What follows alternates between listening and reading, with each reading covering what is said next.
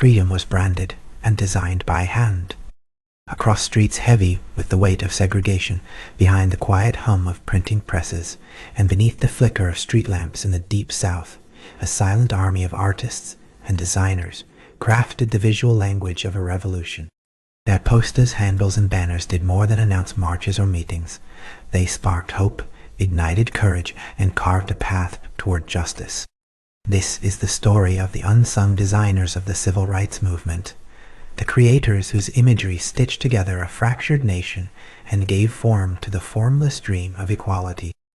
In 1963, as the nation grappled with the escalating struggle for civil rights, the streets of Birmingham, Montgomery, and Selma became galleries of resistance. Bold colors and stark contrasts shouted defiance in black and white, while hand-drawn portraits of leaders like Dr. Martin Luther King Jr. and Rosa Parks became icons of a shared struggle. These posters were more than propaganda. They were a lifeline, a visual rallying cry that transcended words and spoke directly to the soul. Behind each brushstroke and carefully crafted letter stood artists who risked everything to broadcast a message of liberation. The roots of this visual renaissance trace back to the grassroots organizations, local churches, NAACP chapters, student groups, where volunteers scrawled slogans and copied images late into the night. Paper was scarce, and printing presses were aging relics, yet creativity blossomed in adversity.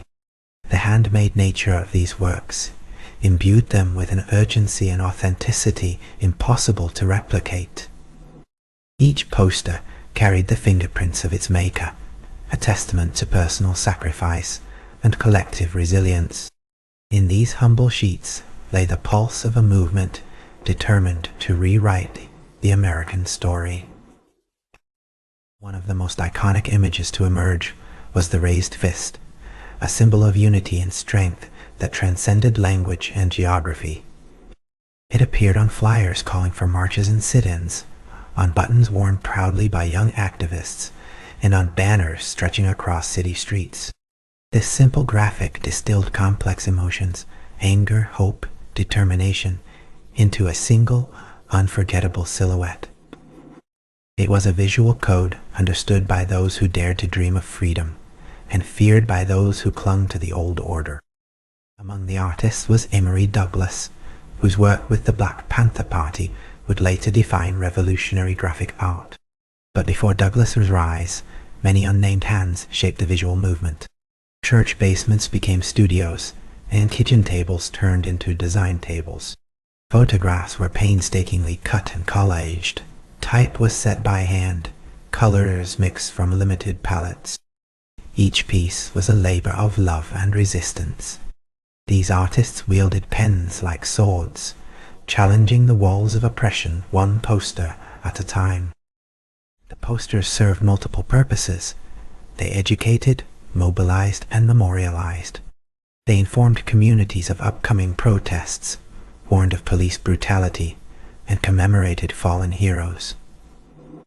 Images of young children holding "I am a man" signs, or fearless students sitting at segregated lunch counters, were reproduced endlessly, embedding the faces of courage into the national consciousness.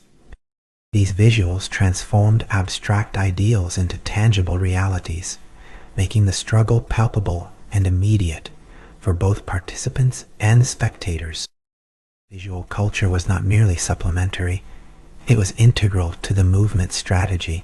In an era before social media, these posters were the viral messages of their day. They traveled on telephone poles, church doors, and community centers. They were passed hand to hand, read aloud, and pinned to walls where they could inspire and inform. The design choices, bold typography, stark imagery, confrontational slogans, were deliberate, crafted to arrest attention and provoke action. They were a language of urgency, spoken fluently in every corner of the South. The power of these images was amplified by their accessibility. Unlike speeches or writings that required literacy or time to digest, a poster could be understood in a glance, its message seared into memory. For many African Americans living under the shadow of Jim Crow, these visuals were affirmations of dignity and belonging. They transformed fear into courage and invisibility into presence. The designers understood that their work was not just art, it was a lifeline, a beacon in the darkest hours of resistance. Yet, despite their profound impact, these artists remained largely invisible. Histories of the civil rights movement often spotlight orators and organizers, but the creators of its visual vocabulary were relegated to the margins. Their stories have only recently begun to surface, revealing a rich tapestry of talent and commitment. Through their work, they challenged not only racial injustice, but also the cultural erasure that sought to silence Black voices and visions. Their designs were acts of defiance, asserting identity and agency in a world that sought to deny both. The legacy of these designers lives on in the powerful imagery that continues to inspire movements today. The visual strategies developed during the civil rights era, emphatic symbolism, emotional resonance, communal storytelling, resonate in protests across the globe. From the digital posters of modern activists to the murals that color city walls, the tradition of resistance through art endures.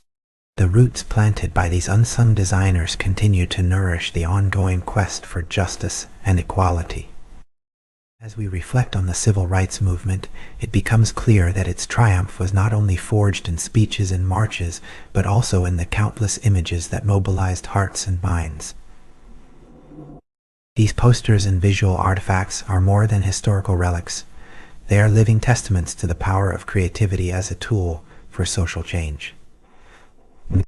They remind us that every movement needs its artists, that freedom is not only fought for, but also imagined and designed. Today, archivists and historians unearth these treasures, preserving fragile posters and sharing their stories with new generations. Exhibits showcase the bold graphics and poignant portraits, inviting reflection on the symbiotic relationship between art and activism. Each faded print carries echoes of footsteps on dusty roads, whispered prayers in crowded church halls, and the unwavering belief that justice will prevail.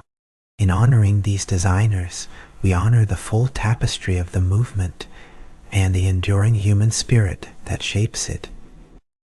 Freedom was branded and designed by hand. In every brushstroke, every cutout, every bold letter, the unsung designers of the civil rights movement crafted a visual symphony of resistance. Their artistry gave voice to the voiceless, power to the powerless, hope to the weary. As we carry forward their legacy, we remember that the fight for justice is not only written in history books, but also imprinted on the walls and hearts of a nation still striving to live up to its promise.